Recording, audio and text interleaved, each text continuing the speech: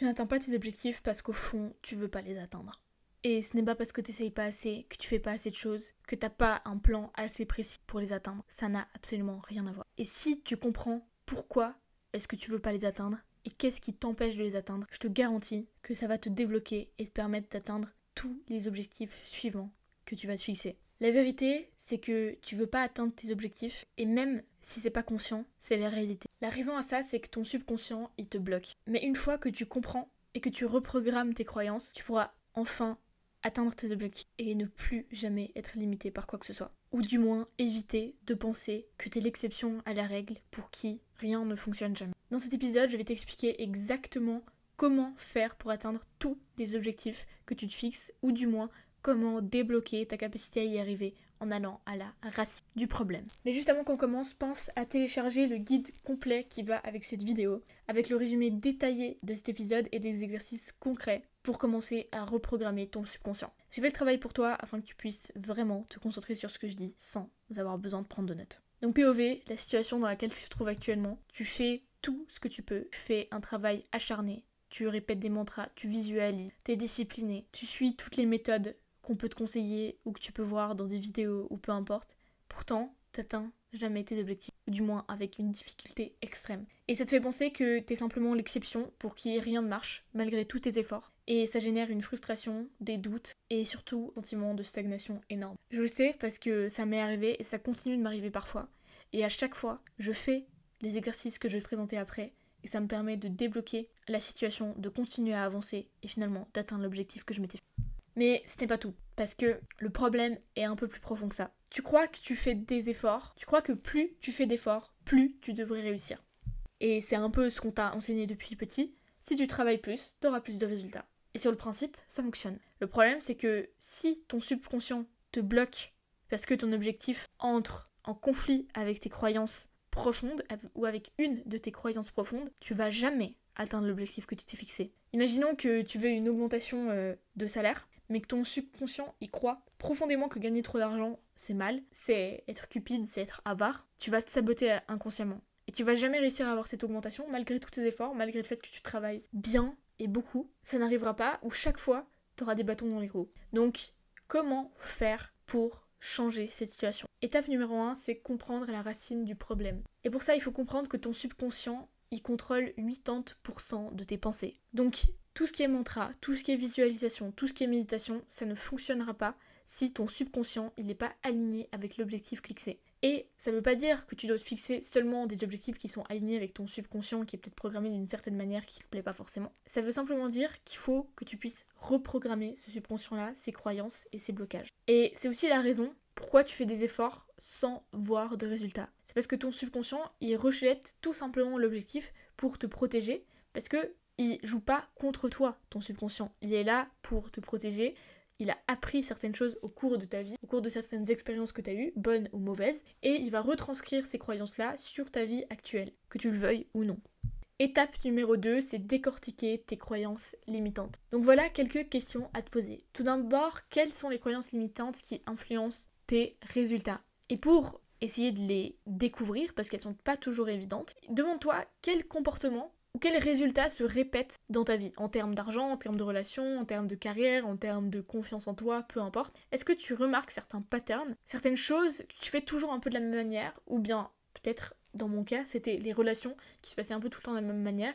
C'est-à-dire qu'au début, j'étais amie avec la personne, je m'attachais beaucoup, tout d'un coup, il y avait une dynamique toxique qui se mettait en place, je m'attachais encore davantage, et ça finissait par être de la dépendance. Et c'était tout le temps le même pattern, tout le temps. Et j'avais extrêmement peur que la personne parte, qu'elle m'abandonne, que je me retrouve toute seule, que je sois rejetée, etc. Et donc à partir de ces patterns, tu peux essayer de découvrir les croyances qui s'y cachent. Donc en l'occurrence, pour cet exemple personnel, moi c'était que tout le monde finissait par me trahir. C'était la croyance que j'avais. Et donc, comme par hasard, c'était ce qui arrivait. Je m'attachais, ça devenait une dépendance, et finalement, je me faisais trahir d'une manière ou d'une autre. Et le gros problème à ça, c'est que les patterns ou les répétitions de certains événements, ils font que renforcer cette croyance subconsciente que tu as. Et il faut vraiment essayer de les remarquer, puis de trouver leur origine. Et très souvent, elles se sont installées pendant l'enfance. C'est des résultats d'expériences vécues et de l'éducation. Donc pour ma part, c'était que à répétition, quand j'étais petite, je me suis fait trahir 1, 2, 3 fois, j'en ai conclu que ça allait être le cas pour tout le monde. Évidemment, je l'ai pas conclu consciemment, je ne me suis pas posée et j'ai marqué sur une feuille tout le monde me trahit. Non, c'était juste une croyance qui s'est ancrée petit à petit et que j'ai continué à renforcer avec les relations que j'avais par la suite. C'est-à-dire que c'est un cercle vicieux. T'as une relation, tu te fais trahir. Cette relation, elle vient créer une croyance ou la renforcer. Et du moment que t'as cette croyance, elle va se réincarner d'une certaine manière dans une prochaine relation.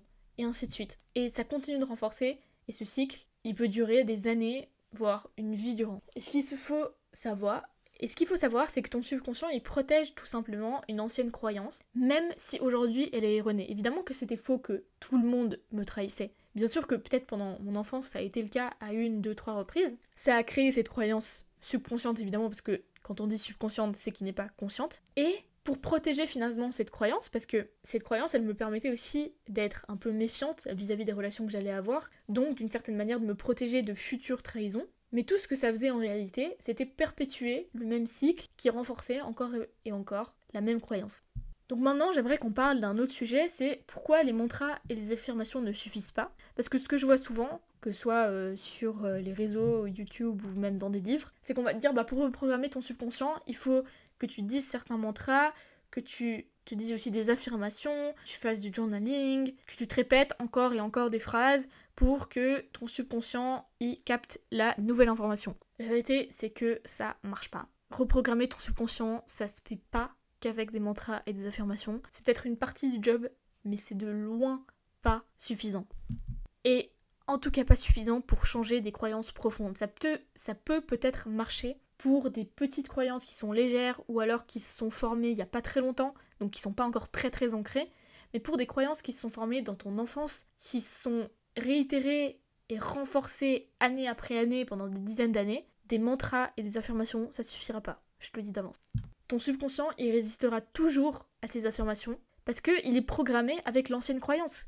Donc en fait, tu peux pas aller avec ton conscient, finalement, ta partie du cerveau consciente, avec les affirmations, les mantras, contre le 80%, donc de ton subconscient, puisque la balance, elle n'est pas équitable. Ton subconscient, il aura toujours plus de poids que ton conscient. Pour changer tes croyances, tu dois aller plus loin que la simple répétition de mantras ou d'affirmations. Tu dois reprogrammer à la racine.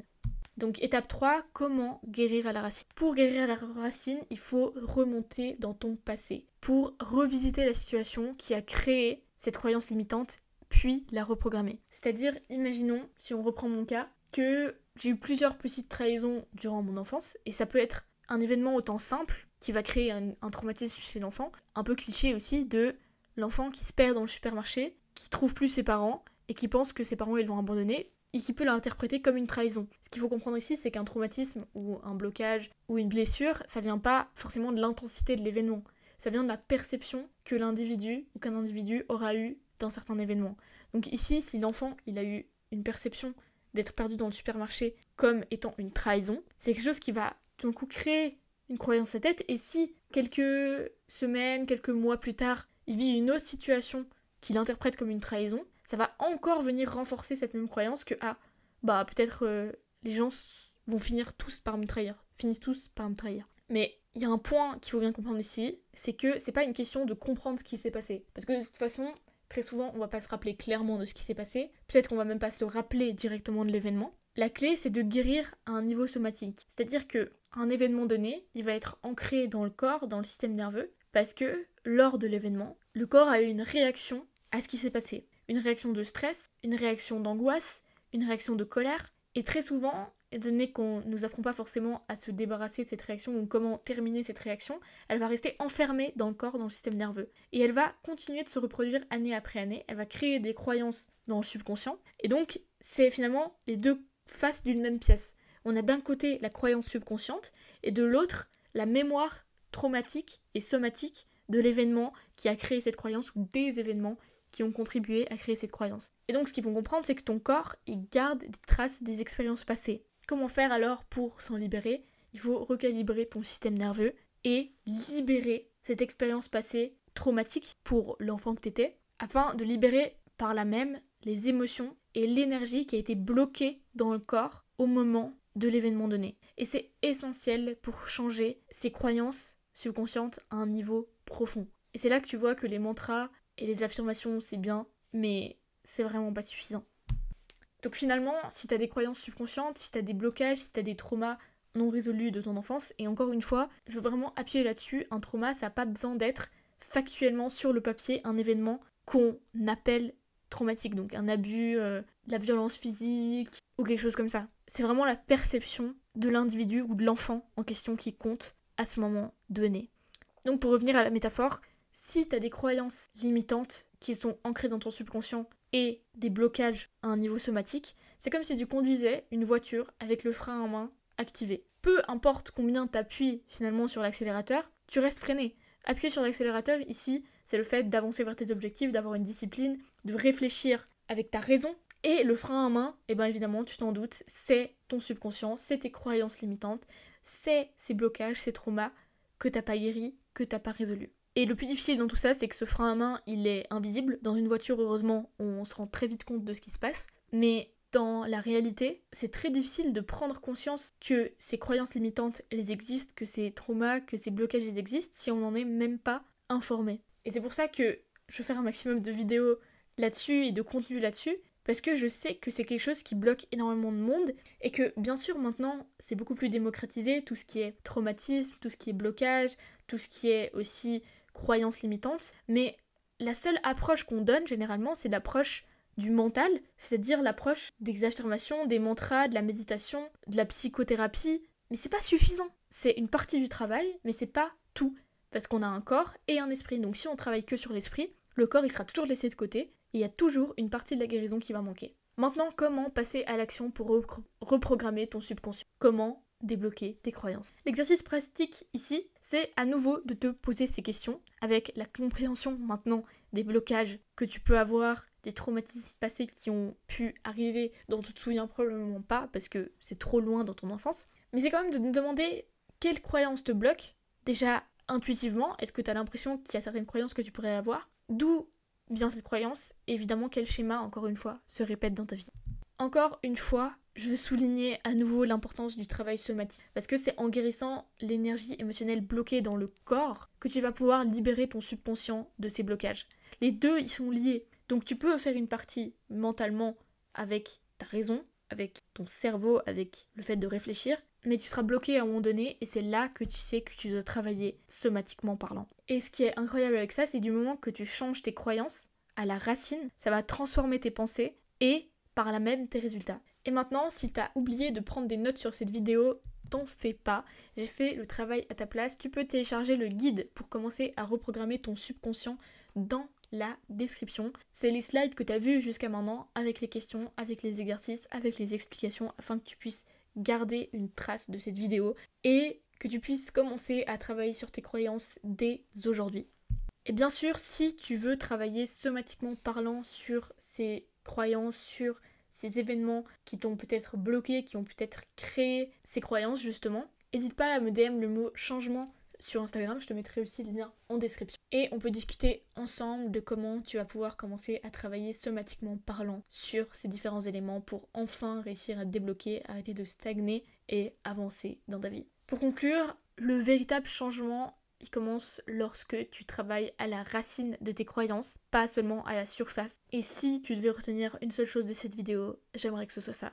Le fait d'aller chercher à l'origine, à la racine du problème, et non pas seulement en superficie. C'est-à-dire pas seulement grâce à une psychothérapie, grâce à des affirmations, des mantras ou quoi que ce soit, mais d'aller vraiment chercher en profondeur, guérir en profondeur, pour ensuite voir l'effet boule de neige que ça aura sur tous les autres aspects de ta vie. Et surtout, pour que tu puisses te débloquer, arrêter de travailler si dur pour ensuite ne pas avoir de résultats, et ne pas tomber dans le piège de penser que t'es l'exception à la règle pour qu'il n'y a rien qui fonctionne et que tu finisses un peu par te lamenter sur. Voilà tout, merci beaucoup de m'avoir écouté, merci de ton temps. Si t'as aimé la vidéo, n'oublie pas de mettre like et de t'abonner évidemment pour les nouvelles vidéos. Il y en a beaucoup qui vont arriver, ça m'aiderait énormément et je te serai infiniment reconnaissante. Merci encore et je te dis à bientôt pour la prochaine vidéo.